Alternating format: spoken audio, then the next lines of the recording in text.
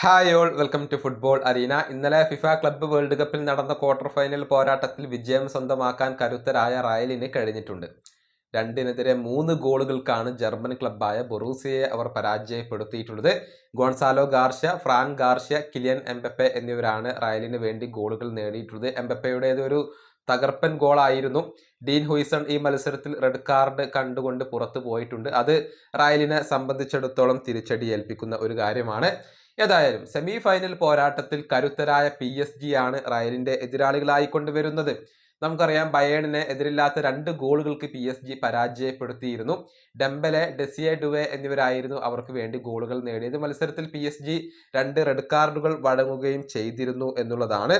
ഏതായാലും PSG-യും റയലും തമ്മിലുള്ള semi final പോരാട്ടത്തെക്കുറിച്ച് Xabi Alonso ഇപ്പോൾ സംസാരിച്ചിട്ടുണ്ട്. അതായത് ഒരു ഫന്റാസ്റ്റിക് മത്സരമായിരിക്കും എന്നാണ് സാബി പറഞ്ഞിട്ടുള്ളത്. റയൽ പരിശീലകന്റെ വാക്കുകൾ ഇങ്ങനെയാണ്: റയൽ മാഡ്രിഡും PSG-യും തമ്മിലുള്ള മത്സരം ഫന്റാസ്റ്റിക് മത്സരമായിരിക്കും. നിലവിലെ യൂറോപ്പിലെ ജേതാക്കൾ PSG ആണ്. അവർ അവരുടെ ഏറ്റവും ഉയർന്ന ലെവലിലാണ് ഇപ്പോൾ ഉള്ളത്. ഞങ്ങൾ എന്തായാലും തയ്യാറായി ഇരിക്കേണ്ടതുണ്ട്. ഇതാണ് റയലിന്റെ പരിശീലകൻ പറഞ്ഞിട്ടുള്ളത്. സെമി ഫൈനൽ ലൈനപ്പ് ഇപ്പോൾ പൂർത്തിയായി കഴിഞ്ഞു. PSG-യും റയലും തമ്മിൽ ഏറ്റുമുട്ടുന്നു.